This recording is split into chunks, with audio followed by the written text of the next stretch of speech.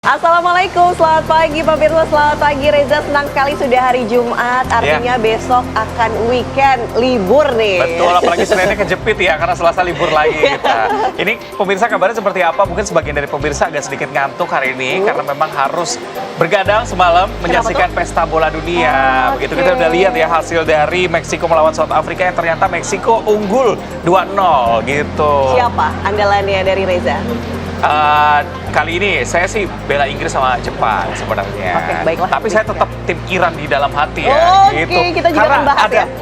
ada kecurangan-kecurangan yang dilakukan oleh Donald Trump karena mereka tidak boleh datang ke Amerika Serikat, hanya boleh datang pada saat pertandingan. Ini kan berpengaruh sama kondisi fisik mereka nantinya. Nanti juga kita akan mental bahas juga, ya, gitu mengenai konflik yang ternyata semakin membara, gencatan senjata semakin rapuh. Sesaat lagi ya. Kita akan bahas nantinya, tapi kita memiliki kabar lainnya untuk Anda pemirsa. Di antaranya ada pelaku spesialis pencurian kendaraan bermotor kawakan yang namanya ternyata ini masuk ya dalam DPO, telah ditangkap di warung kopi persis di depan Polsek Johar Baru, Jakarta Pusat malam tadi saat sedang minum kopi. Aduh, lagi nyantai ini kayaknya.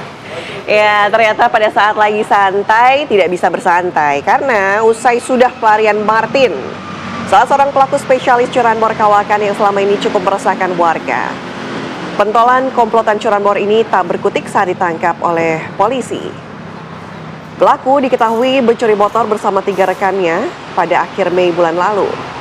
Kedua rekannya sudah terlebih dahulu ditangkap, namun Martin dan 1 rekannya berhasil melarikan diri. Saat sedang minum kopi di warung depan Polsek Johar Baru, Martin justru ditangkap. Dengan ditangkapnya 3 orang pelaku, 1 orang pelaku lagi masih buron.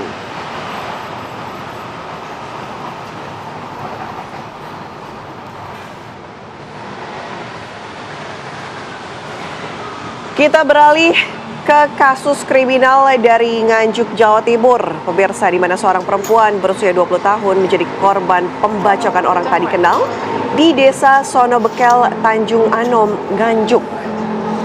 Peristiwa pembacokan ini terjadi pada malam hari ketika korban mengendarai sepeda motor melintasi jalan yang memang minim penerangan. Pihak kepolisian telah menerima laporan, langsung melakukan penyelidikan untuk mengungkap pelaku. Petugas juga telah mendatangi lokasi kejadian untuk melakukan olah TKP. Menurut keterangan kepala desa, pelaku melakukan aksi pembacokan dan langsung melarikan diri. Korban diketahui ternyata baru saja menikah. Korban yang mengalami luka senjata menjalani perawatan medis di Rumah Sakit Umum Daerah Nganjuk.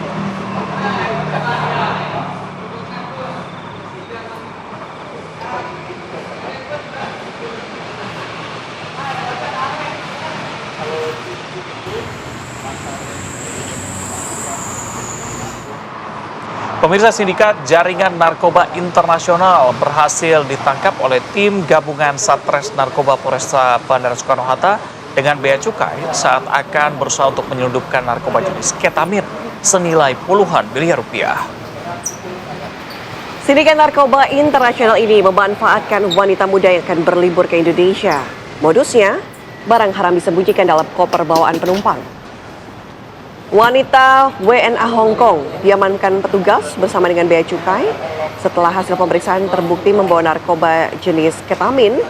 Dari hasil pemeriksaan terdapat 10,8 kg barang haram yang dibungkus dalam kemasan plastik dengan total mencapai 10,9 miliar rupiah. Ini tersangka ditahan di Mapolresta Bandara Soekarno-Hatta untuk mempertanggungjawabkan perbuatannya.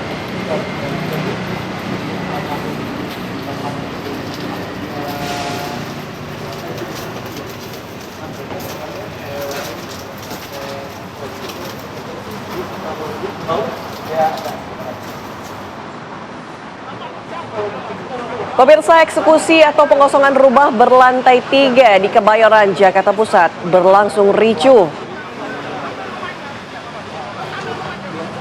Yang Anda saksikan pemirsa merupakan pemilik rumah yang mengamuk menolak rumahnya dikosongkan oleh jurusita Pengadilan Negeri Jakarta Pusat karena objek yang dieksekusi ternyata masih dalam perkara hukum. Keributan pun terjadi dan nyaris terjadi baku hantam dengan petugas. Pemilik rumah mengancam akan terus melakukan upaya hukum untuk mendapatkan kembali rumahnya.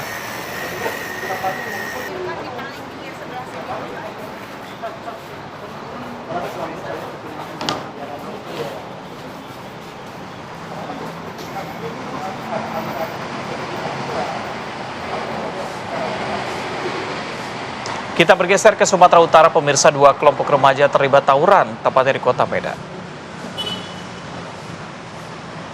Dan pemirsa, dari rekaman video amatir tampak salah satu kelompok remaja, satu orang diantaranya membawa senjata tajam dan turun dari sepeda motor menantang lawannya. Dua kelompok remaja saling serang. Akibat kalah jumlah, dari kelompok lawannya yang juga dilengkapi senjata tajam berukuran besar, remaja tersebut lari menyelamatkan diri bersama dua rekannya dengan sepeda motor. Tak berselang lama, kelompok remaja yang mengejar lawan mereka itu tiba-tiba berlarian menyelamatkan diri saat melihat mobil patroli polisi tiba di lokasi. Dipastikan kelompok yang terlibat tawuran bukan dari warga sekitar dan diduga telah merencanakan aksi tawuran.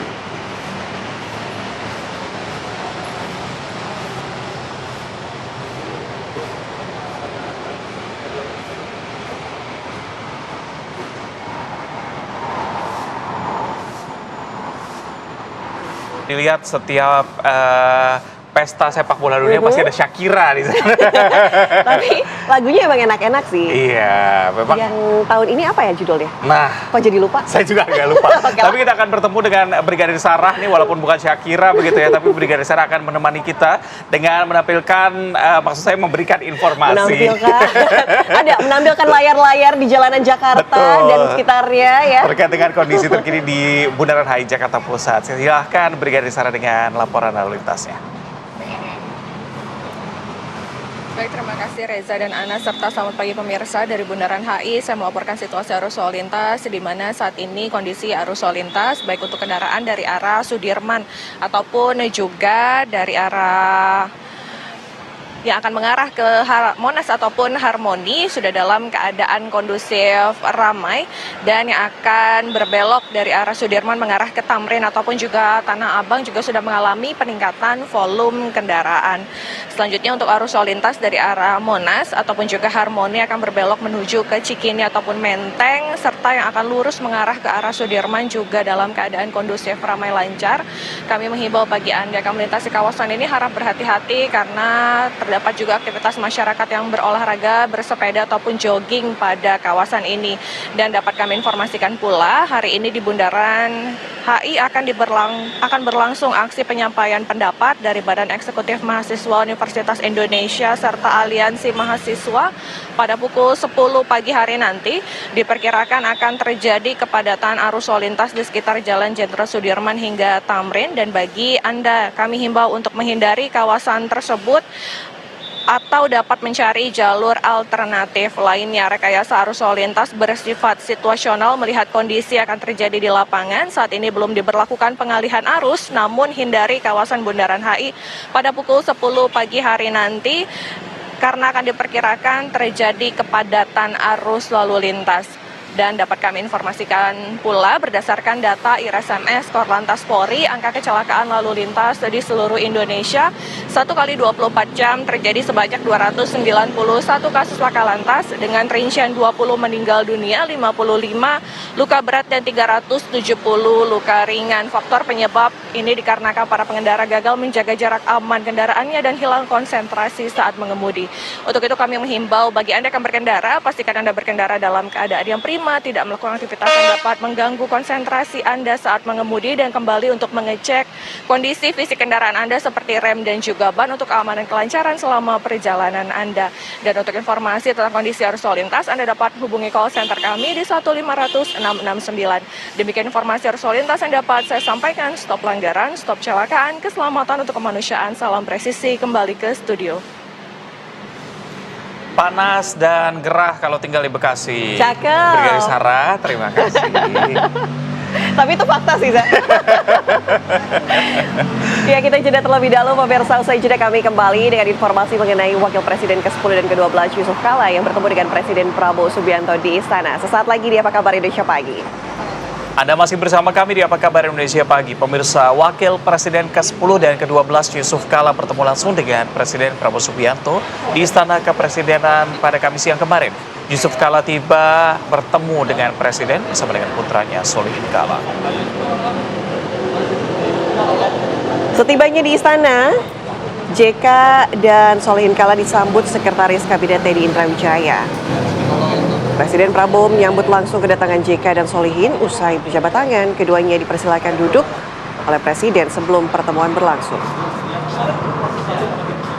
Sekretaris Kabinet Teddy Indra Wijaya mengungkapkan permintaan pertemuan disampaikan JK beberapa hari lalu. Namun, Teddy tidak mengungkapkan agenda yang dibahas dalam pertemuan tersebut. Teddy menyebut Presiden selama ini membuka ruang komunikasi dengan berbagai tokoh nasional, termasuk kalangan dunia usaha, untuk memperkuat persatuan serta membangun kolaborasi untuk kemajuan bangsa.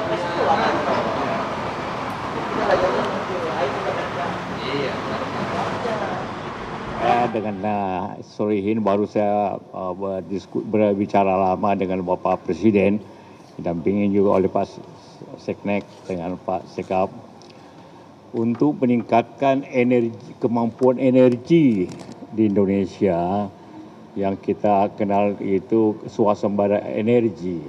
Bapak Presiden setuju untuk segera kita bangun energi nasional, khususnya green energy, untuk menjadi bahagian daripada pembangunan nasional untuk mendukung pertumbuhan ekonomi yang sampaikan oleh Pak Presiden sampai 8%.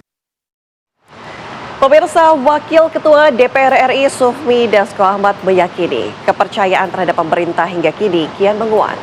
Menyikapi nilai tukar rupiah terhadap dolar Amerika Serikat, Sufmi menyatakan bahwa pemerintah tengah menyiapkan strategi khusus untuk meningkatkan nilai tukar rupiah yang menguat. Kepercayaan terhadap pemerintah juga semakin kuat, sehingga itu juga berpengaruh terhadap pasar dan juga terhadap penguatan nilai tukar rupiah. Nah, saya pikir kerja-kerja pemerintah akan terus dilakukan. Saya juga mendapatkan informasi dari pihak pemerintah bahwa dalam minggu ini dan ke depan ada strategi-strategi khusus yang akan dilakukan oleh pemerintah yang kalau saya sudah dengar akan dan saya yakini akan membuat nilai tukar atau rupiah menguat.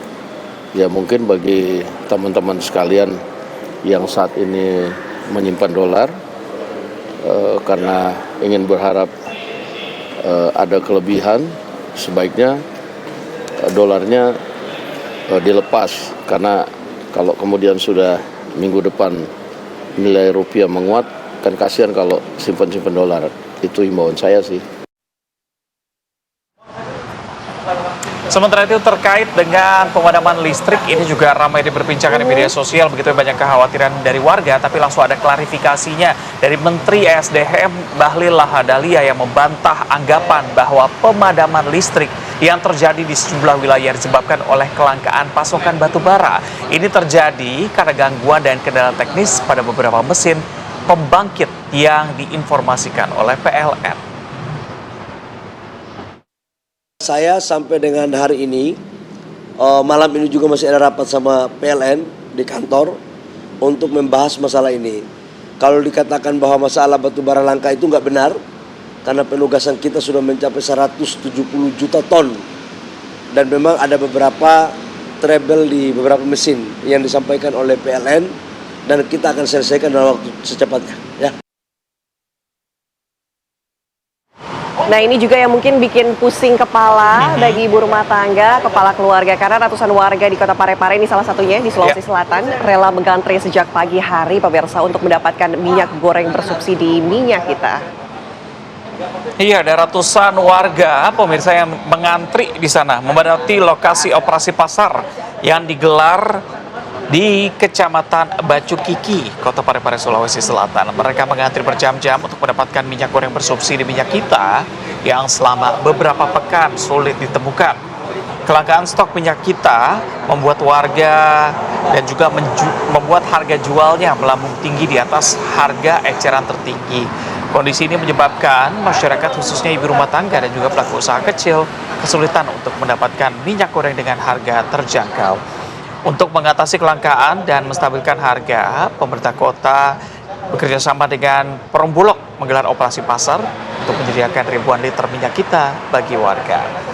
Tapi ini setiap warga dibatasi jumlah pembeliannya agar distribusi dapat merata dan menjangkau lebih banyak masyarakat. Kalau di Jakarta aja, nah, harga eceran tertinggi harusnya 15.000, tapi ternyata di pasaran sudah mencapai 22. Naiknya hampir 50%. Kemarin kebetulan saya beli minyak 2 liter 40.000 sekian. Ya, semoga Cukup pusing ya? tidak terjadi kecelakaan begitu ya. Ya, sekarang ini harga spill kita baik-baik aja. Baik-baik saja, tapi kan disebut berfluktuasi, makanya harga minyak kita naiknya masih nunggu itu, Pak. Iya, nanti aku koordinasi Menteri Perdagangan di dalam Bapak. Kita ke kabar berikutnya, ini Komisi Pemberantasan Korupsi atau KPK menahan Ketua Tim Pemeriksaan Badan Pemeriksa Keuangan BPK, perwakilan Sumatera Selatan dan 1 orang pihak swasta dalam kasus dugaan korupsi Bupati Muara Enim. Usai pemeriksaan Ketua Tim Pemeriksaan BPK Sumatera Selatan, Titin Rita Lestari membantah menerima uang dalam kasus dugaan suap terkait pengaturan temuan pemeriksaan BPK. Titin mengaku ia hanyalah pelaksana dan penerima uang suap dilakukan pimpinannya secara berjenjang. Selain Titin Rita Lestari, KPK juga menahan pihak swasta bernama Agus Dwi Anggara. Kasus ini merupakan pengembangan dari operasi tangkap tangan yang dilakukan KPK pada tanggal 7 dan 8 Juni 2026. Dalam operasi tersebut, KPK menangkap sebanyak 10 orang, termasuk diantaranya Bupati Muara Enim, Edison.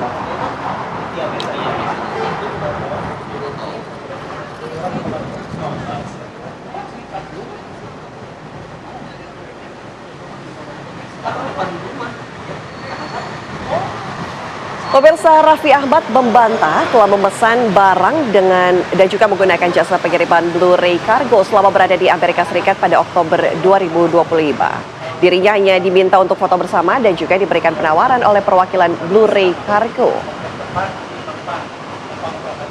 Iya, pemirsa, Raffi Ahmad akhirnya buka suara terkait dengan namanya yang diduga terseret atas dugaan kasus korupsi importasi barang dan suap di lingkungan Bea Cukai yang melibatkan Blu-ray Cargo.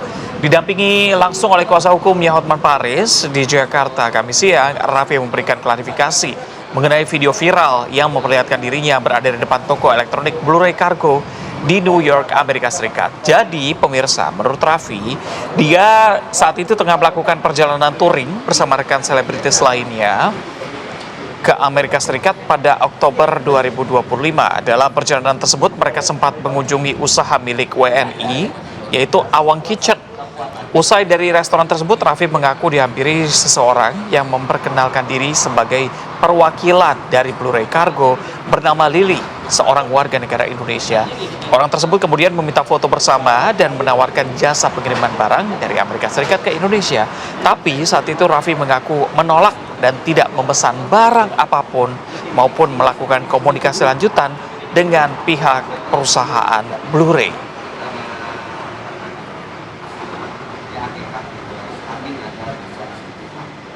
Raffi, Mas Ariel, Mas Gading foto dong sama saya. Loh, ya sudah kami foto. Di depan tokonya? Di depan tokonya. Tidak masuk ke dalam?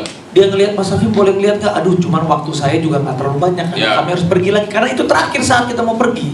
Ada fotonya Ariel, ada fotonya Desta, ada fotonya Gading. Nanti bisa dilihat. Nah, ini nih, di foto. Saya nggak kenal. Inilah orangnya. Ya, beliau memperkenalkan diri, tapi saya nggak kenal. Lalu mereka bilang, Mas. Kita ajak pemirsa untuk jeda ya. Kami akan kembali dengan informasi mengenai bocah berusia 6 tahun yang harus dilarikan ke rumah sakit karena menjadi korban perundungan oleh temannya. Kami hadirkan usai jeda. Suparman alias Bledus 53 tahun warga desa Bumi Aji, Kecamatan Gondang, Sragen, ditangkap petugas. Ia terpaksa ditembak kakinya saat ingin kabur dari kejaran polisi. Pelaku yang sehari-hari bekerja sebagai buruh tani ini mengakui semua perbuatannya kepada penyidik. Ia mengakui kalau membunuh korban hanya untuk menguasai motor dan HP milik korban.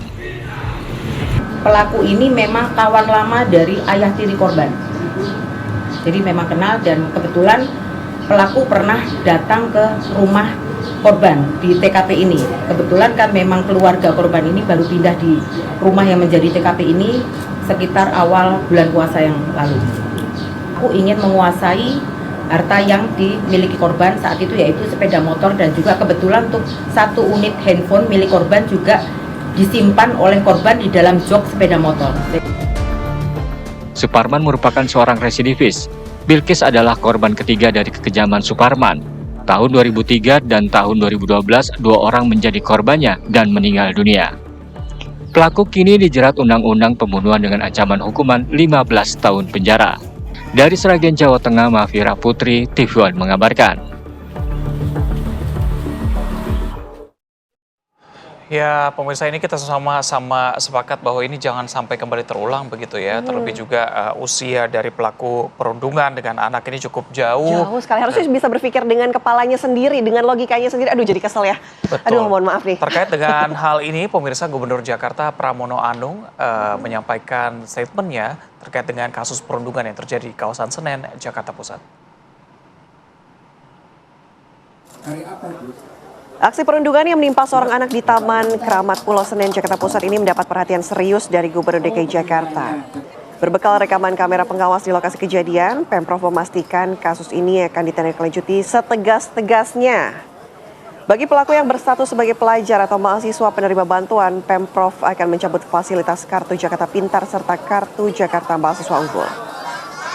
Sebagai langkah pencegahan, Gubernur telah memerintahkan Dinas Pendidikan bersama Satpol PP untuk memperketat pengawasan di taman-taman di wilayah Jakarta.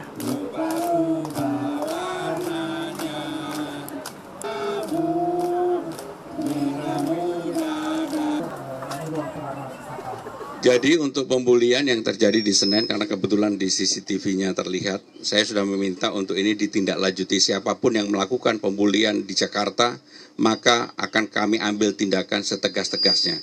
Kalau bagi warga, misalnya dia pelajar, dan dia pemegang Kartu Jakarta Pintar atau Kartu Jakarta Mahasiswa Unggul, maka yang seperti itu kita tarik KJP maupun KJMU-nya. Dan saya sudah menyampaikan kepada dinas terkait, terutama dinas pendidikan untuk ini, termasuk Satpol PP dan sebagainya, untuk ruang tempat-tempat yang dilakukan pembulian seperti itu, pemerintah DKI Jakarta tidak memberikan toleransi. Tegas dari Gubernur Jakarta ini patut kita apresiasi begitu, tapi mungkin saya titip satu ya Mas Pram ya, perlu diinvestigasi juga soal tiang listrik yang ada, tiang yang ada listriknya tersebut begitu, karena kalau lokasinya di taman ini bahaya, walaupun tidak terjadi perundungan di sana, tapi bisa kena ke anak-anak dan juga warga yang bermain di sana ya. Kita hadirkan informasi lainnya pemirsa dari Riau, di mana warga Kota Dumai Riau ini digegerkan dengan penemuan sesosok jenazah perempuan yang berlumuran darah di pinggir jalan Rapkan, kawasan Bukit Cahaya. Korban ditemukan dalam kondisi terbaring di depan sebuah pondok tempat dia tinggal. Jenazah korban terdapat luka pendarahan serius di bagian kepala. Dari identitas yang berhasil ditemukan, korban diketahui bernama Nur Safika yang merupakan warga Kelurahan Teluk Makmur.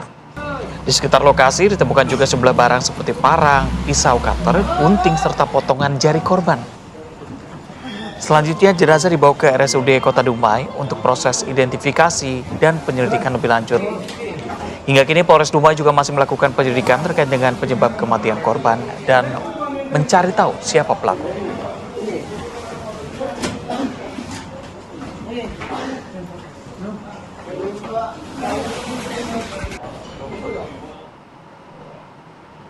Aduh, Zah, banyak sekali ya kriminalitas yang terjadi di berbagai wilayah di Indonesia ini. Salah satunya ini ada seorang lansia warga Desa Jaten di Juwiring, Klaten, Jawa Tengah yang menjadi korban perampasan. Ini saat dia sedang membersihkan rumput di jalan depan rumahnya pada hari Kamis kemarin. Padahal ini terjadi di depan rumah begitu ya. Kami hadirkan videonya untuk Anda pemirsa, di mana pelaku ini merupakan seorang pria yang mengendarai sepeda motor, berpura-pura menanyakan lokasi koperasi Desa Merah Putih. Saat korban menunjukkan arah, pelaku tiba-tiba merampas 2 gelang emas yang dipakai oleh korban dengan mengancam menggunakan celurit. Korban mengalami luka dan juga memar di bagian pergelangan tangan, sementara kerugiannya diduga mencapai 17 juta rupiah. Hingga kini polisi masih melakukan penyelidikan dan mengungkap identitas serta keberadaan pelaku perampasan tersebut.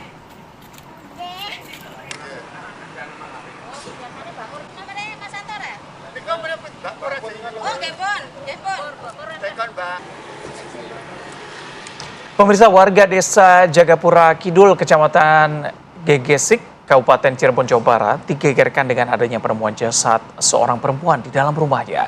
Korban diduga menjadi korban perampokan setelah warga menemukan sejumlah kejanggalan di lokasi kejadian. Wanita yang diketahui bernama Nur Saini, 47 tahun, diduga menjadi korban perampokan dan pembunuhan karena perhiasan emas raib dibawa pelaku. Suami korban yang mengetahui kematian istrinya histeris. Korban ditemukan dalam kondisi luka bacok di bagian kepala dan leher. Petugas Inafis dari Satreskrim Polresta bersama Polsek Gegesik langsung melakukan olah TKP. Korban kemudian dibawa ke rumah sakit untuk dilakukan otopsi. Polisi masih menyelidiki kasus ini dan meminta keterangan dari sejumlah saksi.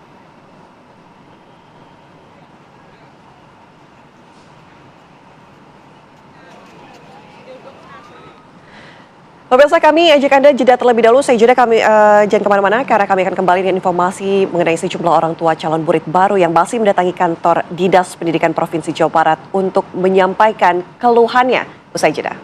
Anda kembali bersama kami di Apa Kabar Indonesia Pagi. Pemirsa, jadi ini pemerintah Provinsi DKI Jakarta ternyata akan segera memutuskan penyesuaian tarif baru untuk Trans Jabodetabek. Ya, meski demikian, Gubernur DKI Jakarta Pramono Anung menegaskan Pemprov tetap akan memberikan subsidi transportasi agar penyesuaian tarif yang akan diterapkan tidak membebani masyarakat.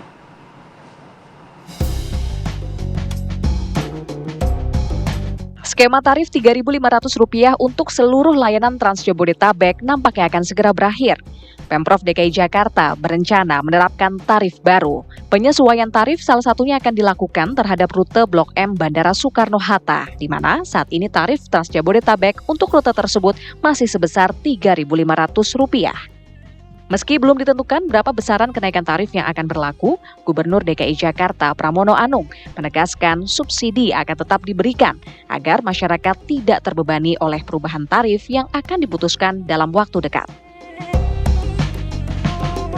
Nggak mungkin nggak disubsidi, pasti tetap akan disubsidi. Tetapi yang jelas bahwa akan ada beberapa perlu penyesuaian. Salah satunya adalah dari Blok M ke Soekarno-Hatta. Blok M ke Soekarno-Hatta kan sekarang 3.500. Koper juga bisa naik ke bus. Bahkan dibandingkan dengan Damri yang paling murah kan 80.000. Taksi rata-rata 200.000. Kalau kemudian 3.500 untuk parkir di Soekarno-Hatta aja tidak cukup. Maka yang begitulah akan ada penyesuaian. Bus Trans Jabodetabek merupakan integrasi dari layanan bus Transjakarta, sehingga melayani perjalanan pulang pergi antara wilayah Jakarta dan daerah penyangga di sekitarnya, meliputi Bogor, Depok, Tangerang, dan Bekasi. Dengan adanya penyesuaian tarif, Pemprov DKI Jakarta juga akan meningkatkan kualitas layanan operasionalnya, dengan harapan gaya hidup masyarakat dalam menggunakan transportasi umum dapat terus meningkat. Dari Jakarta, Asben Benef, TV One, mengabarkan.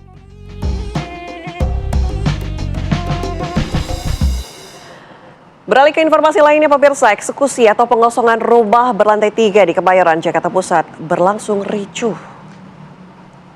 Iya, pemilik rumah mengamuk menolak rumahnya dikosongkan oleh jurusita Pengadilan Negeri Jakarta Pusat karena objek yang dieksekusi ternyata masih dalam perkara hukum. Keributan sempat terjadi dan nyaris baku hantam dengan petugas. Pemilik rumah mengancam akan terus melakukan upaya hukum untuk mendapatkan kembali rumahnya.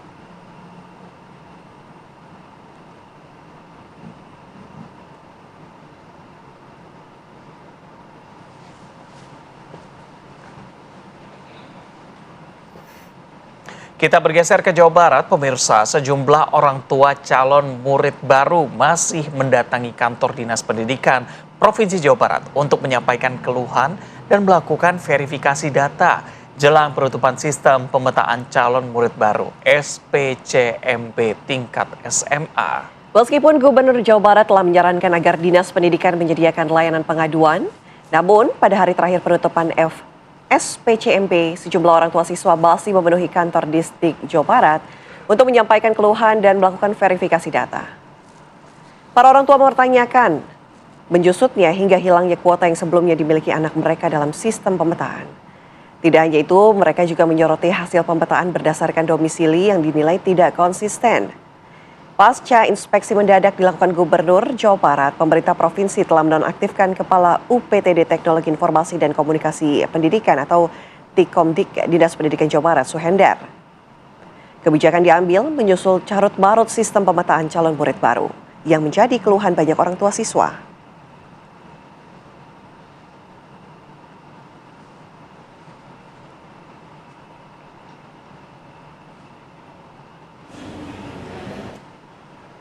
Kami ajak Anda pemirsa untuk berbincang bersama dengan Ai Nur Hasan, Kepala Bidang Pendidikan Khusus dan Layanan Khusus Disdik Jawa Barat. Selamat pagi Pak Ai.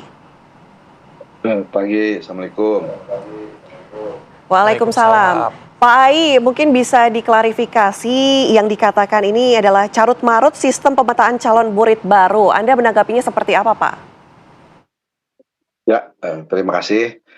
Sebenarnya yang terjadi adalah di PCMB ya, di pemetaan kita, nilai dan skor itu kita buat real time. Artinya setiap saat masyarakat bisa melihat langsung, sehingga perkembangannya naik turunnya posisi itu sangat terlihat sekali. Dari situlah yang menyebabkan mereka merasa resah karena posisinya terus bergeser, ada naik ada yang turun. Itulah konsekuensi yang kita lakukan dengan model transparansi seperti ini. Oke, artinya naik turunnya sistem tersebut, kuotanya yang kemudian cepat habis, itu karena memang sistemnya berjalan secara online begitu. Artinya diverifikasi secara langsung saat itu juga real time begitu Pak? Ya, verifikasi kita lakukan, maka perubahan posisi itu langsung terlihat saat itu juga. Tetapi ternyata kan ini menyebabkan masyarakat gelisah karena posisinya terus bergeser, yang tadinya nomor atas kemudian turun ke nomor bawah. Dan terus seperti itu. Tapi ya kita harapkan inilah bentuk keterbukaan kita menyampaikan apa adanya data yang terverifikasi oleh kita. Oke, keterbukaan, transparansi dijamin begitu ya Pak Ai. Tapi kami juga mendapatkan aspirasi dari orang tua dari Jawa Barat yang mengirimkan pertanyaan dan juga keingintahuan mereka begitu. Beberapa pertanyaannya adalah mereka menanyakan bagaimana formulasi. Apakah bisa dijelaskan oleh Disdik formulasi, rumus, simulasi penghitungan supaya masyarakat juga bisa melakukan verifikasinya secara mandiri begitu. Double, kalau tadi Anda bilang memang transparansi dilakukan, tapi kan masyarakat orang tua juga ingin mengecek begitu. Ya, sebenarnya rumus dan tata cara pengukuran sudah kita upload, kita sampaikan di beberapa media termasuk di web SPMB. Hanya saja memang karena ini mereka tahu betul posisinya, ini banyak masyarakat yang mengeluh ingin cabut berkas, berpindah ke sekolah yang lain, karena di sekolah yang dia tuju, yang mereka tuju, tidak memungkinkan untuk masuk. Hal ini memang sudah kita antisipasi, karena kita harapkan ini tidak merusak sistem yang ada ya. Kalau ini main cabut berkas semuanya, kan nanti nggak selesai SPMB-nya gitu. Begitu, karena memang permintaan dari masyarakat, yang tadinya akses itu hanya ada di distrik provinsi, kita sejak 3 hari terakhir kita berikan akses untuk cabut berkas itu di sekolah. Tetapi tentunya ini perlu dilihat kedalamannya. Kalau cabut berkas tanpa alasan juga nanti PCMB-nya nggak selesai. Itulah sebabnya kemarin sempat rame datang ke distrik. Tapi sejak kita berikan ke sekolah aksesnya, maka jumlah yang ke distrik melaporkan sudah relatif berkurang. Oke. Pak Ai, tapi inspeksi mendadak yang dilakukan oleh Gubernur Jawa Barat kan sampai hasilnya melakukan pencopotan Kepala UPTD Teknologi Informasi dan Komunikasi Pendidikan. Nah, temuan apa yang kemudian ditemukan oleh Pak Gubernur hingga pencopotan ini terjadi sebenarnya dari keluhan-keluhan masyarakat sendiri? Ya, terima kasih. Memang beberapa fitur kami belum optimal pada saat masyarakat menggunakan. Yang pertama tadi, sebenarnya yang kita lakukan adalah kita membatasi ya, menghindari terjadi cabut berkas setelah melihat skor mereka turun di bawah. Tentunya ini juga menjadi masalah tersendiri karena masyarakat juga mungkin punya pilihan ya, udah tahu dia ada di bawah mungkin pengen mencari sekolah yang lain. Fitur ini memang tidak ada di sekolah, tetapi karena memang ini menjadi kebutuhan masyarakat, Pak Gubernur juga sudah melihat itu, maka fitur untuk bisa menarik berkas itu sudah kita siapkan. Kita buka di sekolah masing-masing. Itu salah satunya. Belum lagi memang ada beberapa fitur yang belum optimal. misalkan mengkoreksi titik koordinat ya, itu juga kita buka. Sehingga dengan mengangkat PLH ya, ini ada PLH dari orang IT, maka beberapa fitur yang memang harus segera dieksekusi diterapkan di sekolah itu bisa kita lakukan. Itu yang dimaksud oleh Pak Gubernur, mengangkat langsung satu orang pejabat baru untuk segera mengeksekusi, karena perintah beliau kan harus real time. Apa yang diminta sekarang harus sekali kerjakan untuk kepentingan masyarakat. Saya kira itu tujuan beliau. Oke, Pak Ai, kalau dirasa masih belum optimal, kenapa harus dijalankan? Begitu, apa yang membuat persiapannya, apakah memang terlalu mepet begitu, dan kabarnya kan juga diperpanjang. Ini pertanyaan dari orang tua juga menanyakan keputusan untuk memperpanjang PCB ini apakah memang karena tadi fitur-fiturnya masih belum bisa dijalankan sepenuhnya, dan keputusan ini justru diambil pada saat dari awal sudah tahu akan diperpanjang, atau di tengah-tengah permasalahan yang cukup rumit kemarin, Pak Ai? Ya, terkait fitur yang belum optimal, memang kita membatasi ya untuk mencabut berkas karena akan mengganggu siklus jadwal SPMB itu sendiri ya, PCB akan terganggu, sehingga fitur itu ada di distrik. Tapi karena memang tuntutan masyarakat cukup tinggi, maka fitur untuk bisa mengalihkan jalur dan sekolah sudah kita serahkan ke sekolah masing-masing. Itu sebenarnya ya. Kemudian kenapa diperpanjang? Kita juga memperhatikan bahwa ini kan pemetaan, artinya kita berharap semaksimal mungkin anak-anak lulusan SMP madrasah semuanya terpetakan. Tetapi di 2 hari yang lalu, tanggal 8 ya harusnya itu pengumuman ya yang pemetaan ya. Di tanggal 8 yang seharusnya ada 838.420 siswa kita yang lulusan SMP madrasah baru bisa mengisi pemetaan itu di 500 ribuan. Artinya masih ada 300.000 yang belum masuk ke pemetaan. Itulah alasannya kenapa ini kita undur jadwal pendaftaran pemetaannya dari tanggal 8, kemudian kita undur sampai dengan tanggal 11 kemarin. Tujuan tidak lain, kita memberikan ruang yang cukup, waktu yang cukup, agar anak didik kita yang akan masuk ke SMA, SMK maupun ke Aliyah bisa mengisi pemetaan kita. Itu tujuan utamanya sih. Oke, kalau misalnya tadi Anda bilang pemberian akses kepada sekolah ini bisa menjadi solusi, kenapa itu tidak menjadi opsi awal, Pak Ai? Tadi saya sampaikan bahwa sebenarnya sih idealnya pemetaan ini berjalan lurus, tidak ada yang namanya cabut berkas. Kalau cabut berkas karena rankingnya ada di bawah, nanti semua yang di bawah akan cabut berkas semua. Akhirnya apa? Nggak akan selesai pemetaannya. Padahal kita sudah memberikan pilihan-pilihan kepada sekolah, kepada masyarakat ya, 3 pilihan sekolah. Kita dengan berbagai jalurnya, dengan berbagai kemampuan dokumennya, ada yang mendekati dengan rumah, ada yang prestasi rapotnya tinggi atau kejuaraannya juga cukup bagus ya. Kita petakan seperti itu.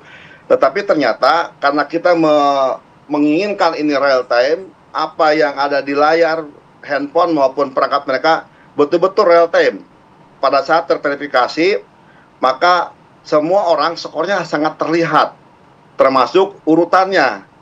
Tentunya ini juga salah satu konsekuensi ya, sesuatu yang real time, menyebabkan mereka tahu betul dari hari per hari ya, di jam per jam posisi anaknya ada di posisi yang mana. Tentunya ini kita batasi ya, kalau berpindah jalur ya nggak ada ujungnya. Tetapi karena memang ini kebutuhan, maka kita berikan AC itu ke sekolah yang mereka tuju. Sehingga alhamdulillah sudah tuntas, dan hari kemarin pendaftar juga sudah melampaui tahun sebelumnya. Ini salah satu manfaat dari pemetaan yang real time, sehingga pendaftar yang tercatat di kami di tahun 2026 ini sudah mencapai 450.000. Padahal tahun kemarin hanya 352.000. Artinya dengan pola pemetaan, kesadaran masyarakat untuk mengisi pemetaan ini jauh lebih baik daripada tahun-tahun yang lalu. Oke, Pak Ai, lalu bagaimana jika kuota pada hasil PCMB ini sudah terisi penuh, apakah kemudian akan tersingkir atau kemudian langsung saja berpindah ke sekolah lain atau malah masuk ke tahap 1 atau tahap 2 atau seperti apa, Pak? Ya, kita juga sudah mempersiapkan karena bagaimanapun mereka juga harus sekolah. Pemetaan ini kan hanya satu bagian dari totalitas SPMB kita. Artinya bagi anak-anak didik kita yang belum masuk di pemetaan, karena mungkin keterbatasan kuota yang ada, maka bisa mengikuti tahapan berikutnya, yaitu di SPMB tahap 1 dan SPMB tahap 2, dan bisa masuk ke sekolah swasta yang ada di Jawa Barat. Itu sudah kita siapkan dari total tadi yang 450.000 yang sudah ikut pemetaan, berarti masih ada, saya ulangi ya, sampai hari ini ada yang sudah ikut pemetaan sebanyak 450.000 ya sekarang, dan ditambah dengan yang sekolah mau, jadi ada 500, mendekati 500.000 yang sudah masuk ke pemetaan. Sehingga yang selebihnya yang belum berhasil ke pemetaan, maka mereka akan mengikuti di sekolah-sekolah swasta, di Alia, dan di SPMB tahap 1 dan tahap 2. Itu sudah kita siapkan. Oke, kita harapkan memang permasalahan ini tidak kembali terjadi, terutama di tahun depan ya Pak Ai. Semoga persiapannya bisa lebih matang, sehingga juga orang tua jadi nggak pusing mikirin jalur-jalur dan juga permasalahan yang terjadi seperti saat ini. Terima kasih sudah bergabung bersama kami, Ai Nur Hasan, Kepala Bidang Pendidikan Khusus dan Layanan Khusus Disdik Jawa Barat. Assalamualaikum, selamat kembali beraktivitas. Ya, Waalaikumsalam. Kita ajak pemirsa untuk jeda terlebih dahulu. Kami akan kembali dengan informasi mengenai tensi konflik antara Iran dan juga Amerika Serikat yang kembali meningkat secara signifikan. Selengkapnya usai jeda. Sih diskusinya belum benar-benar buntu, tapi juga belum berhasil. Kayaknya situasinya nih talking while fighting. Oke, bahkan dia juga sempat mengklaim bahwa total victory begitu ya. Walaupun beberapa saat kemudian langsung klarifikasi oleh Iran bahwa hal tersebut itu salah begitu. Langsung kita klarifikasi aja sama yang ahlinya sudah hadir bersama kami di studio. Ada Ridwan Habib, analis kajian intelijen UI. Assalamualaikum, selamat pagi Bang Ridwan. Waalaikumsalam, selamat pagi. Bergabung juga bersama kami Pak Ana Nurdin, analis Timur Tengah. Assalamualaikum, selamat pagi. Waalaikumsalam, pagi. Saya langsung ke Bang Ridwan ya. Gimana nih, Amerika klaim katanya total victory begitu, tapi beberapa saat kemudian langsung dibantah oleh Iran. Nah, mundur lagi sedikit, Trump bilang bahwa negosiasi damai akan segera terjadi di akhir pekan ini. Yang mana informasi yang benar Bang Ridwan? Ya, kronologinya ya. Awalnya USS Murphy, kapal perangnya Amerika itu melakukan serangan dengan 49 rudal di kawasan sekitar pelabuhan Bandar Abbas. Lalu dibalas oleh ARGC ke beberapa titik, termasuk di Israel, di Bahrain, dan di Kuwait. Ya. Nah, setelah itu Trump dengan sesumbar dia mengatakan akan melakukan serangan besar-besaran di Pulau Harji itu, yang tempat sumber daya Iran ada di situ.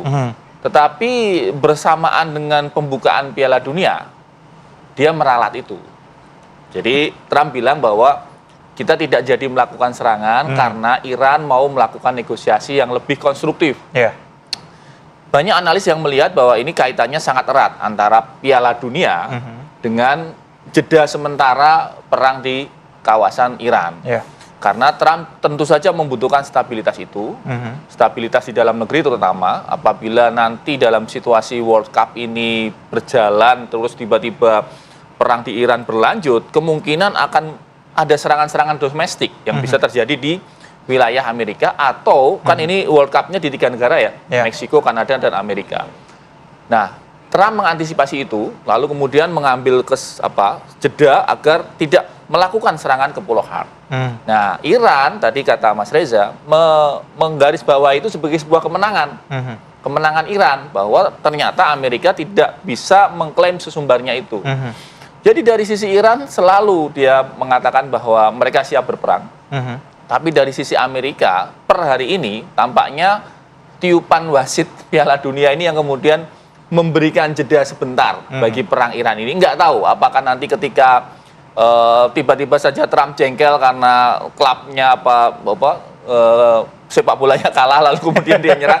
Bisa saja karena kita menghadapi satu presiden yang sangat moody ya, yang dengan karakter emosi yang sangat berubah-ubah. Oke, terkait dengan klaim bahwa negosiasi akan dilakukan akhir pekan ini di Eropa?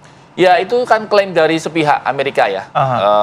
Nanti mungkin Ustadz Adnan yang bisa menjelaskan bagaimana reaksi Arab dan Iran terkait itu. Tetapi itu klaim sepihak bahwa Wapres GD Vance akan terbang akan hadir kalau tidak salah tempatnya nanti di Itali.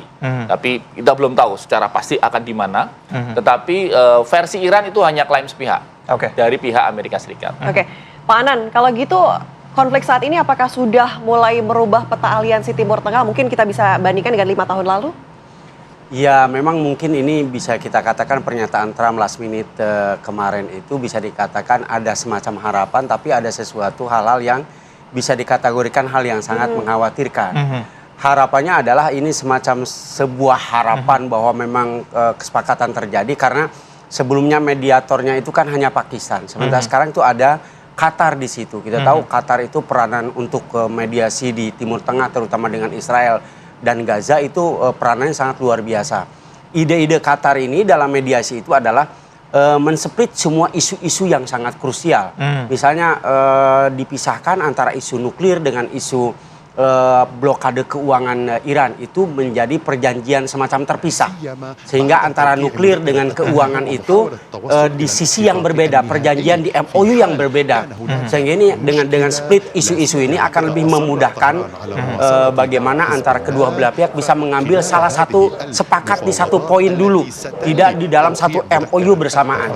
Ini dari kepada Qatar yang akhirnya mendapat sambutan lebih optimis dari Amerika Serikat, yang akhirnya Trump, walaupun dikaitkan oleh Mas Edward tadi dengan sepak bola Piala Dunia gitu ya, tapi memang usaha-usaha yang dilakukan oleh mediator ini juga mempunyai dampak yang respon positif dari kedua belah pihak. Nah, Pak Anan, kita juga sambil menyaksikan ya dari Al Jazeera ini, apa sebenarnya yang dibahas?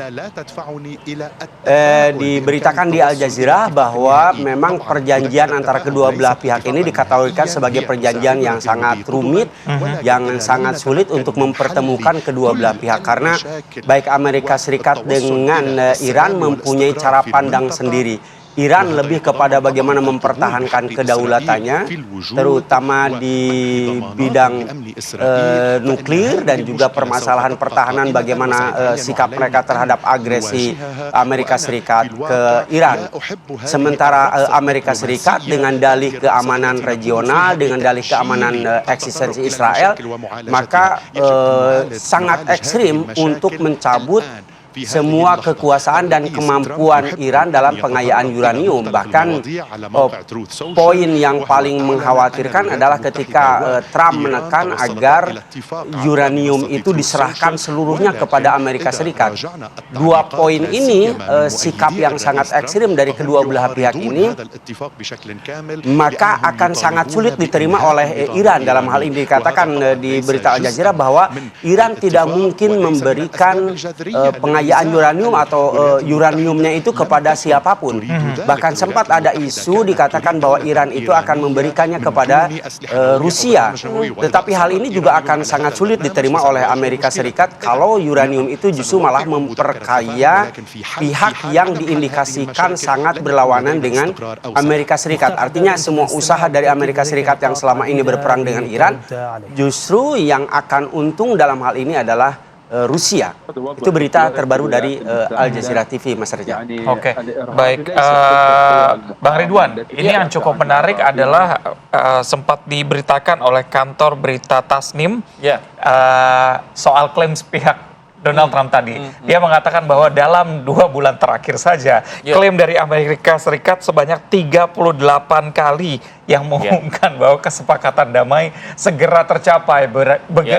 Berarti tidak akan ada kesepakatan sampai dengan akhir pekan ini, sesuai dengan klaim sepihak tadi. Ya, kantor berita Iran itu kan menarik ya. Dia bicara soal statistik, bahkan ada yang bikin grafiknya. Jadi grafik Trump bicara apa, terus Trump bicara apa, begitu. Jadi lucu banget.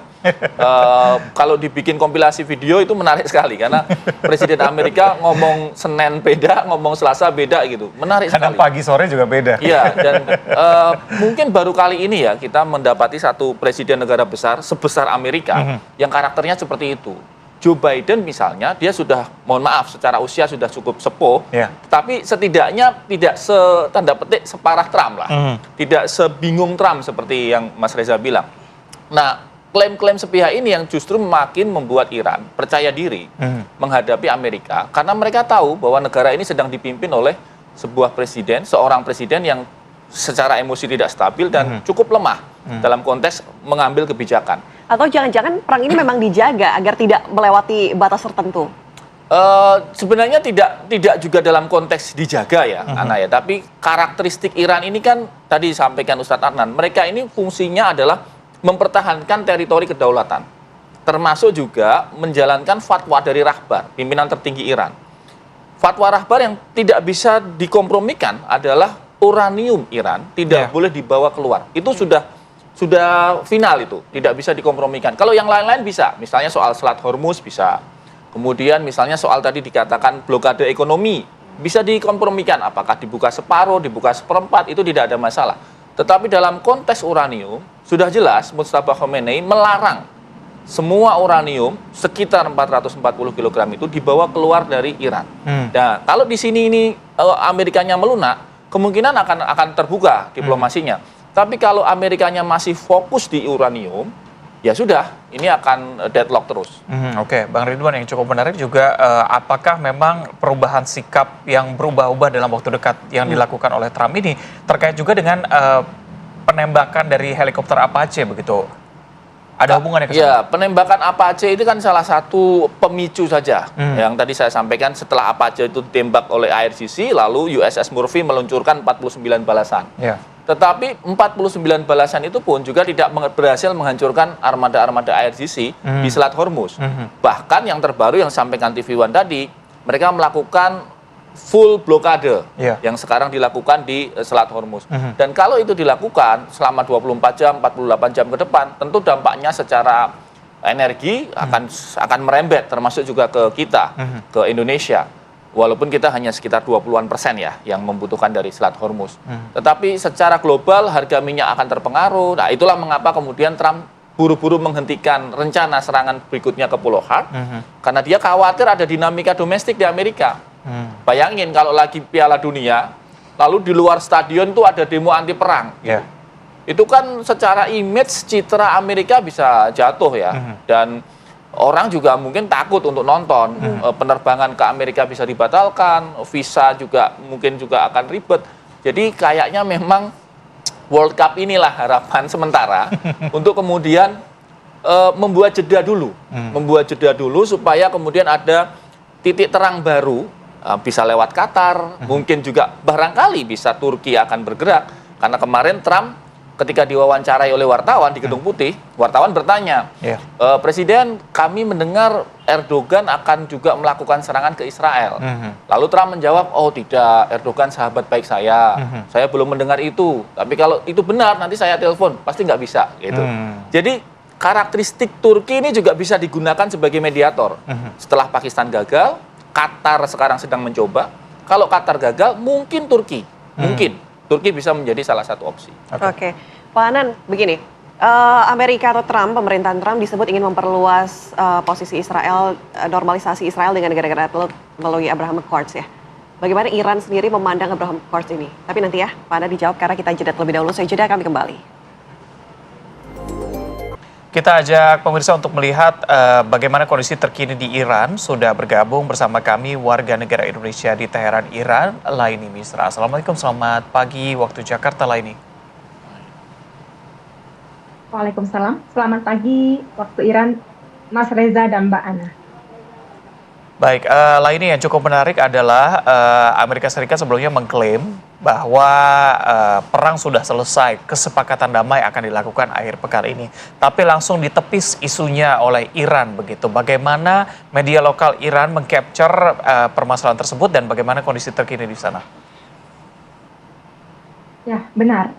Sebelumnya Iran sebelum beliau mengklaim bahwasannya beliau telah menang, kemarin juga Amerika mengklaim bahwasannya akan menyerang Iran habis-habisan. Namun hingga hari ini masyarakat terus menunggu serangan yang diancam oleh Amerika tersebut.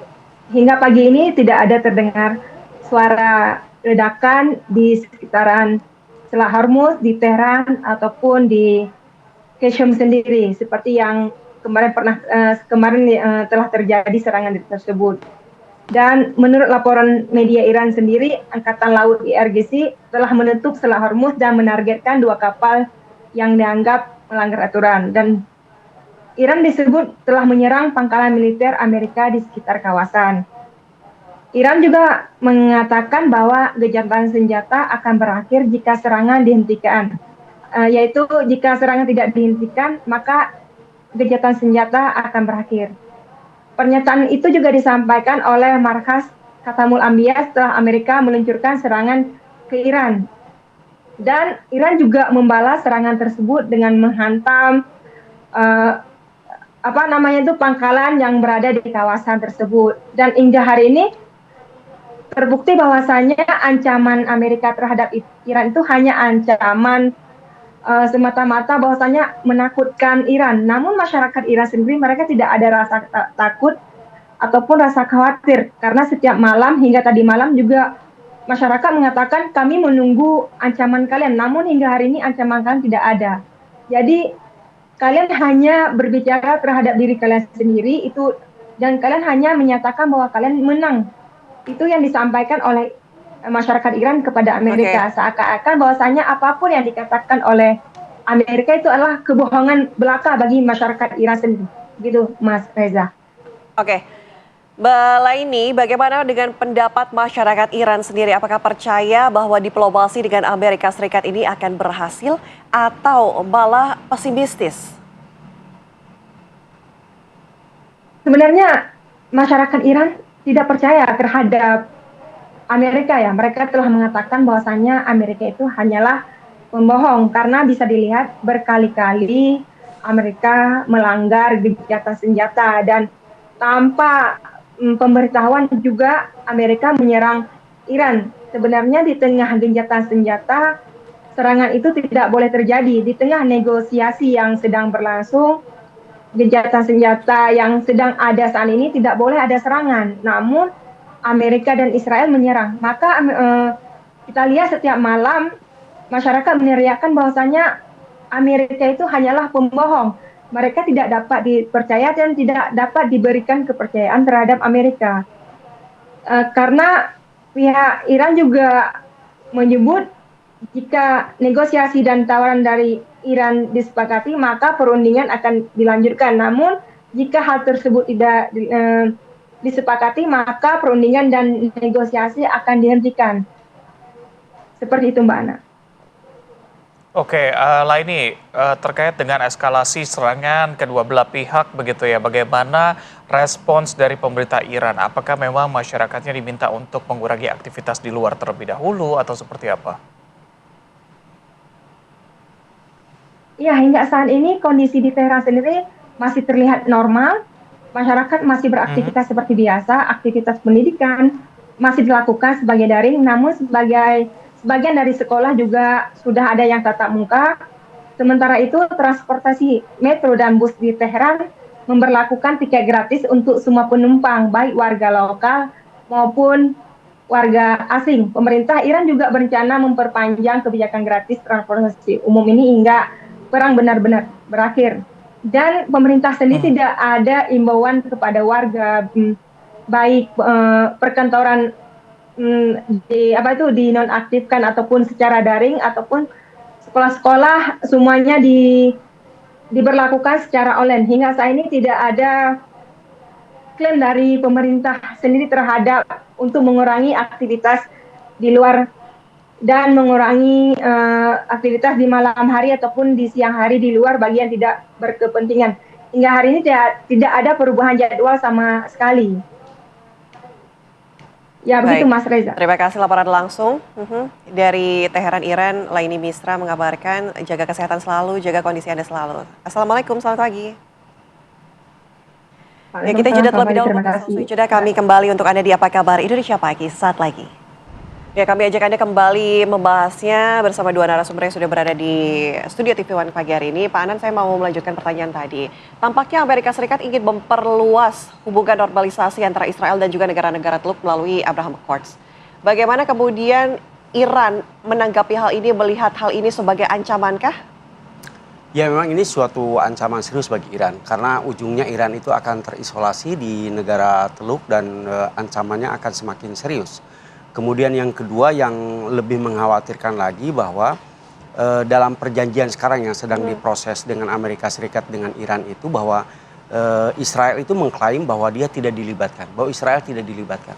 Sehingga dengan apapun nanti perjanjian MOU Amerika dengan Iran, maka Israel itu dengan dalih apapun bisa melakukan perang sendirian, bisa melakukan serangan ke Iran sendirian. Karena dari sejak proses pertama kali perjanjian, dari proses perang di awal memang dilibatkan. Tapi dalam semua proses perjanjian MOU dengan Amerika Serikat, kesepakatan apapun, Israel itu tidak dilibatkan. Sehingga Israel itu atau Benyamin Netanyahu itu selalu wait and see. Apa yang sedang berkembang dan bagaimana mengantisipasinya.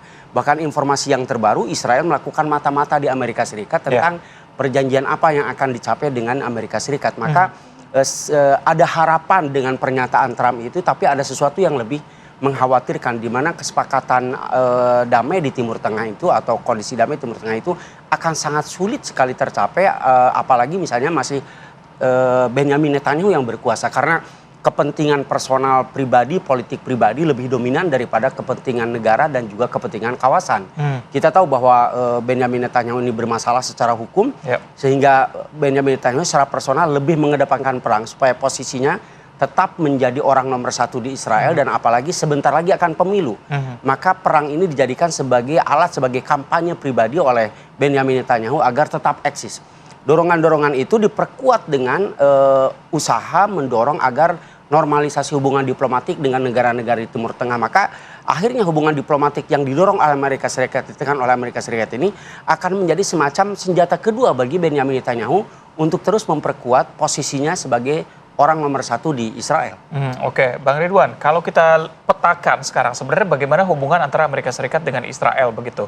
Kalau sebelumnya memang Amerika Serikat mengajukan Abraham Accord begitu untuk negara-negara Timur Tengah, tapi di sisi lain ada kabar keretakan hubungan antara Trump dan juga Netanyahu begitu. Ada kabar mengenai telepon sudah dimarahi, bahkan tadi sempat dikatakan juga dimata-matai langsung.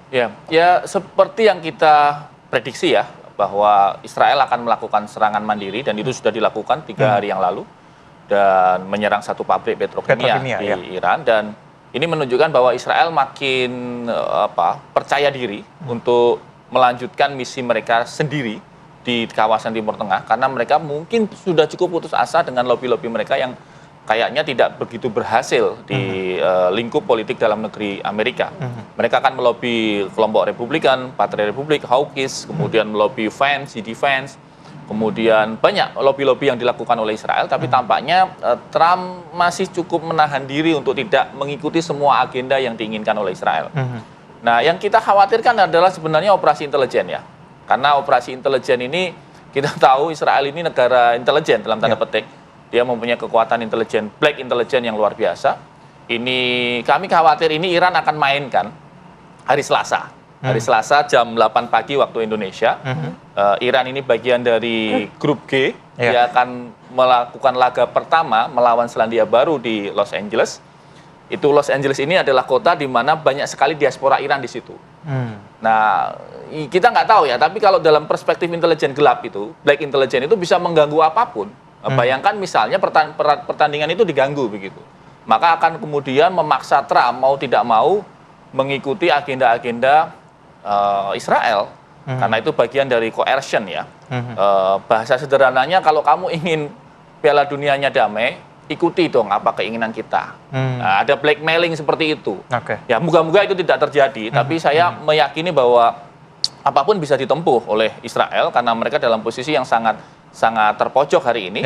Tadi Ustadz Anan bilang ketika misalnya nanti Iran meningkatkan kapasitasnya dan bertemu dengan proksi-proksi Timur Tengah yang lain, Pakistan, Turki, Arab Saudi, maka Iran akan menjadi makin dominan dan tentu saja Israel makin terpojok. Oke, menarik sekali ini. Seberapa besar peran intelijen kemudian bisa menaikkan atau menurunkan konflik? Dua-duanya bisa dilakukan. Intelijen itu pisau. Kalau dalam terminologi yang paling gampang sederhananya, intelijen itu pisau. Tergantung kepada usernya. Pisau ini bisa digunakan untuk mengupas mangga dan disajikan, bisa digunakan untuk membunuh. Jadi tergantung apakah akan digunakan oleh usernya melakukan kejahatan atau dalam tanda petik doing something good gitu. Jadi ini perspektif yang harus dipahami oleh, saya kira oleh masyarakat ya, bahwa seolah-olah intelijen itu bergerak secara mandiri. Tidak, intelijen itu sangat tergantung kepada user. Dalam konteks negara misalnya usernya adalah presiden. Nah, kalau intelijennya Israel berarti dia bekerja untuk pemerintahan Israel. Dalam hal ini adalah Netanyahu. Tadi sudah dikatakan Ustadz Adnan bahwa Netanyahu ini makin radikal, partai Likudnya makin ingin berkuasa, dan tentu saja mereka akan menggunakan segala cara untuk mensukseskan itu. Oke, Pak Anan, kalau tadi sempat dikatakan memang Iran melakukan serangan ke beberapa titik termasuk Kuwait juga begitu ya. Bagaimana respons dari negara-negara Teluk? Ya, kecaman datang dari beberapa negara ya, termasuk dari Qatar, dari Mesir, dan tentu dari Uni Emirat Arab. Artinya mereka mengecam apa yang dilakukan oleh Iran.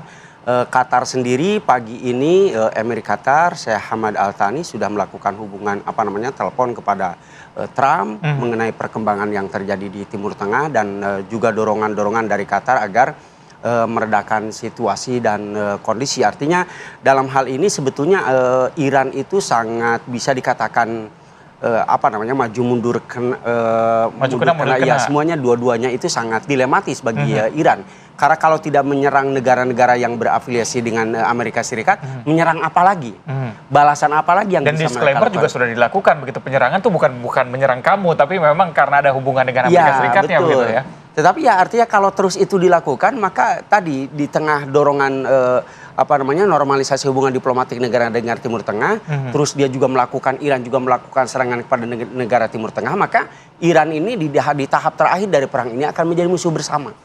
Akan menjadi musuh bersama dan terisolasi di negara Timur Tengah. Akan Sesuai menjadi dengan musuh keinginan semua Amerika Serikat dan Israel. sesuai dengan keinginan kedua negara tersebut. Tetapi permasalahannya berarti sejauh mana Iran ini menjadi negara yang walaupun diisolasi tapi menjadi negara yang ditakuti juga ya oleh negara-negara Timur Tengah, sehingga negara Timur Tengah akhirnya tidak ada pilihan kecuali bagaimana bisa merangkul Iran dalam hal ini seperti yang dilakukan oleh Qatar. Qatar tetap, saya pikir akan tetap baik kepada Iran apapun yang terjadi, karena kita tahu bahwa ketika Qatar diblokade oleh negara-negara di Timur Tengah pada waktu itu, ekonominya, semua suplai makanannya, maka yang bisa bekerja sama waktu itu adalah Turki dengan Iran. Maka kondisi ini yang mengakibatkan Qatar sekarang masuk untuk menjadi mediator mendampingi Pakistan, seperti kata tadi Mas Ridwan, takutnya Pakistan gagal, maka Qatar masih bisa berdiri menjadi mediator. Dan saya pikir ide-ide mereka, usaha-usaha mereka seperti tadi mensplit isu-isu di dalam MOU yang berbeda, saya pikir ini suatu usaha yang sangat maksimal agar perdamaian dengan segala kesulitan Benjamin Netanyahu sampai tadi dimarahi oleh Trump misalnya. Saya pikir harapan itu masih ada walaupun memang sangat tipis, karena kita tahu bahwa kedua negara ini sama-sama ekstrim kalau saya pikir ya. Iran ekstrim dalam hal ideologi karena mempunyai ideologinya sendiri, dan ini bukan partai tapi negara gitu ya, sebuah negara dengan satu ideologi yang tidak bisa diganggu oleh siapapun kecuali rahbar di atas yang merubahnya. Sementara Amerika Serikat masih ada harapan, artinya kampanye pemilu di November akan datang, artinya kemungkinan penguasa akan berganti kepada Demokrat. Saya pikir akan berganti kebijakan luar negerinya, karena kebijakan luar negeri yang ekstrim itu di bawah Republik, terutama sekarang di bawah Trump yang tadi dikatakan sudah 38 kali berubah pemikiran. Sehingga pejabat Iran itu mengatakan seperti ini tentang apa yang dikatakan oleh Trump pagi kemarin gitu ya, bahwa akan terjadi kesepakatan besar, Iran akhirnya mengalah. Maka pejabat Baligap mengatakan seperti ini, sikapi pernyataan Trump itu seperti berita-berita sebelumnya, seperti pernyataan sebelumnya, samakan saja, tidak usah tidak ada yang baru gitu di sini. Pak Ridwan, kalau kita soroti juga, kenapa setiap ada kemajuan diplomasi begitu katakanlah ya, selalu saja ada hal yang kemudian mengancam perundingan tersebut, ancaman yang mengancam perundingan tersebut? Tadi Israel saya kira menjadi salah satu faktor utama ya, karena bagaimanapun juga kalau perundingan terjadi, yang paling dirugikan itu Israel. Dia akan ketakutan, ada kecemasan yang berlebihan, negaranya akan diserang dan seterusnya. Di sisi lain agenda-agenda politik dalam negerinya juga akan terganggu. Jadi kemungkinan memang ada unsur-unsur black intelligence yang saya sebut tadi ya, untuk tidak menyebut satu institusi badan intelijen. Ada unsur-unsur black intelligence yang kemudian memainkan perannya, mengganggu lobby-lobby, mengganggu proses perdamaian sehingga tidak terwujud sampai hari ini. Oke, artinya kalau misalnya sampai itu terjadi lagi, nggak akan pernah damai dong? Ya tinggal adu kuat saja bagaimana Amerika Serikat bisa memanage ancaman-ancaman dari black intelligence tadi, bagaimana kemudian Iran juga bisa membuka diri ya dalam situasi ekonomi yang mau nggak mau pasti juga tertekan. Sekuat apapun dia bertahan kan tetap akan berdampak untuk ekonominya dalam negeri. Jadi ya kita berharap memang ada pihak-pihak yang bisa breakthrough, membuka kebuntuan, dan moga-moga itu tidak lama karena situasi dunia sudah makin mengkhawatirkan. Ya, kalau melihat kondisi saat ini, potensinya atau opsinya akan seperti apa? Deeskalasi, ditunda terlebih dahulu, atau memang kesepakatan damai bisa terjadi? Saya tetap pada prinsip bahwa Trump melihat Piala Dunia sebagai faktor penundaan. Jadi Piala Dunia saya kira akan menjadi faktor yang sangat menguntungkan dalam situasi damai ini, karena perhatian publik juga akan menuju ke World Cup, kemudian keamanan dunia terfokus ke situ, sehingga diharapkan setidaknya kawasan Iran dan sekitarnya itu menjadi lebih tenang sepanjang pertandingan berjalan. Pak Anan, bagaimana? Israel akan kehilangan sebagian leverage-nya atau bagaimana ketika nanti Iran ataupun Amerika Serikat berdamai? Ya, saya pikir bahwa ini yang akan terus diusahakan oleh Benyamin Netanyahu agar perdamaian tidak terjadi. Karena ketika perdamaian terjadi, maka berarti artinya Benyamin Netanyahu dan Israel kehilangan muka dan semua usaha yang telah mereka lakukan agar kondisinya itu selalu yang diuntungkan adalah Israel dalam hal ini. Karena ketika kesepakatan terjadi, walaupun mereka tidak dilibatkan, dalam artian bahwa Israel akan mendapatkan tekanan yang maksimal dari Amerika Serikat, dari Trump, agar mengikuti semua perdamaian yang sudah berjalan. Oke, ini yang cukup menarik adalah football for all begitu ya, dengan adanya bola yang bulat ini semoga bisa menyatukan warga dunia, dan kesepakatan tuh nanti kita harapkan memang Trump bisa berpikir jernih begitu ya, tidak dipengaruhi dengan berbagai pihak supaya keputusan damai bisa diambil begitu. Pak Anan, Bang Ridwan, terima kasih sudah bergabung sama kami.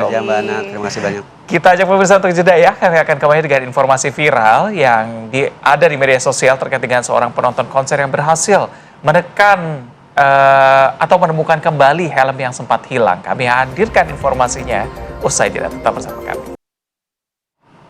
Ya, Anda kembali di Apa Kabar Indonesia Pagi. Pemirsa, viral di media sosial, seorang penonton konser berhasil menemukan kembali helm yang hilang berkat pelacakan menggunakan AirTag. Ini videonya emang viral banget di media sosial ya. Kita ajak pemirsa untuk lihat di mana memang ada seorang warganet yang mengaku kehilangan helmnya saat menonton konser di kawasan Sanur, Denpasar. Korban kemudian melaporkan kejadian tersebut ke Denpasar Selatan dan menelusuri lokasi helm dengan bantuan AirTag yang terpasang di helmnya.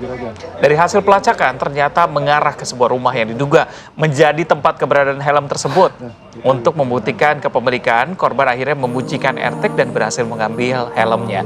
Tapi ternyata yang mengejutkan, setelah masuk ke rumahnya, ternyata ditemukan banyak sekali helm lain. Temuan ini pun menjadi sorotan warganet, sementara kasusnya masih dalam penanganan oleh pihak kepolisian. Wow, koleksi ternyata.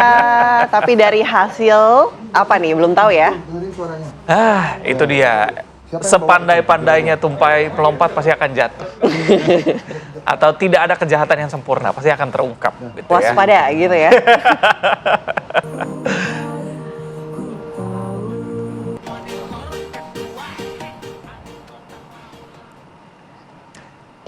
Kita ke kabar berikutnya yang juga viral di media sosial. Ada aksi pencurian kotak amal pemirsa yang terjadi di masjid di Kabupaten Sambas, Kalimantan Barat yang terekam oleh kamera CCTV. Ya, dalam rekaman tampak pelaku awalnya berpura-pura menunaikan sholat saat kondisi masjid di Desa Sumber Harapan di Kalimantan Barat sedang sepi. Ketika memasuki gerakan sujud, pelaku kemudian terlihat perlahan berguling-guling loh ini. Ya ampun, mendekati kotak amal sambil memperhatikan situasi sekitar.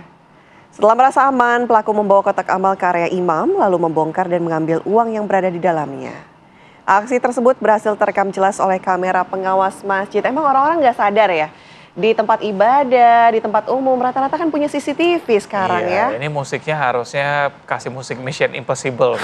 Percuma guling-guling dah, ini ketahuan juga soalnya. Laganya seperti agen rahasia begitu ya, berpura-pura sujud langsung guling-guling. 007.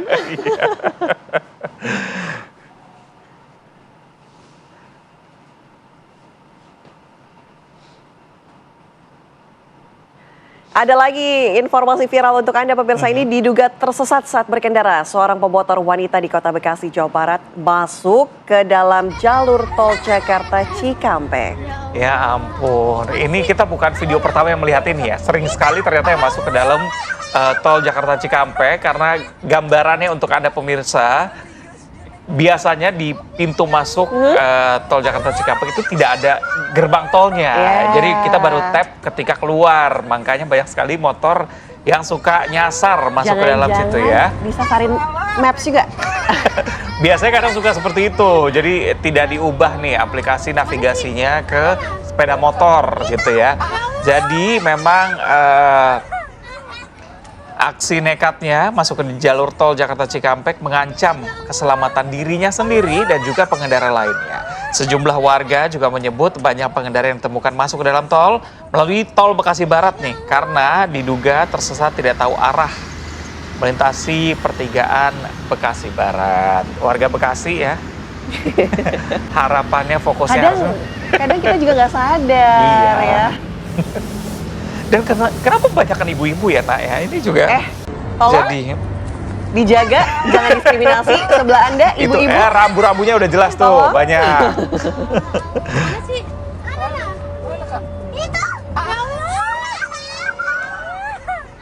Kita bergeser ke Pulau Flores, Nusa Tenggara Timur, pemirsa, di mana Gunung Leotobi laki-laki kembali erupsi pada Kamis siang kemarin.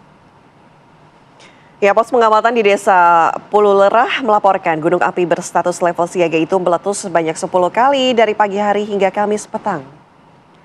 Erupsi tersebut menghasilkan tinggi kolom abu mencapai 1 km. Saat erupsi, gunung melantarkan material abu setinggi 500 meter hingga 1 km ke arah utara dan barat laut. Petugas mengimbau masyarakat untuk tidak melakukan aktivitas dalam radius 5 km dari pusat erupsi dan tetap menggunakan masker untuk menghindari gangguan pernafasan.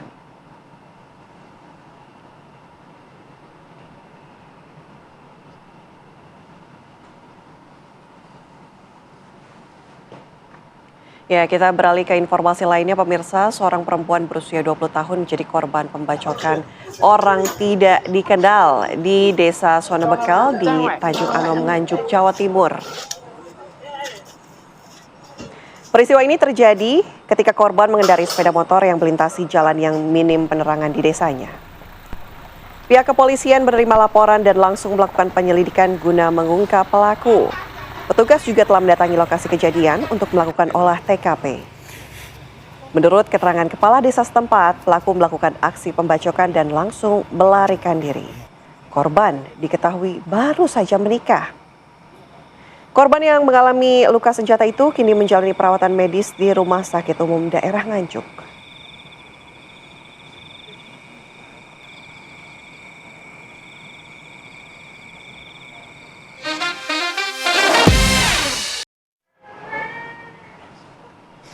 Ya, informasi viral tadi sekaligus juga menutup jumpa kita di Apa Kabar Indonesia pagi hari ini. Kami akan kembali besok menemani Anda setiap harinya pukul 6.30. Saya Reza Baluel. Dan saya Aneta Elita, pamit undur diri. Terima kasih pemirsa. Sampai jumpa.